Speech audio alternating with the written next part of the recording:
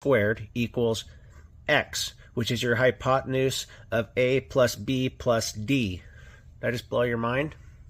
Let me show you how that works. All right, guys, let's see if we can help make this make sense, okay?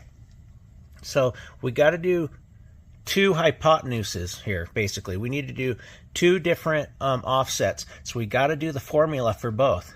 So here's your front angle, okay? So A is 10, B is 5. So A squared plus B squared equals C squared. That would be 10 squared, which is your A, plus your 5 squared, which is your B, your offset, would equal C squared. So that's 125, because you got 100 plus 25 equals the square, basically the square root of 125, C squared, 11.18. We're not done, because if you just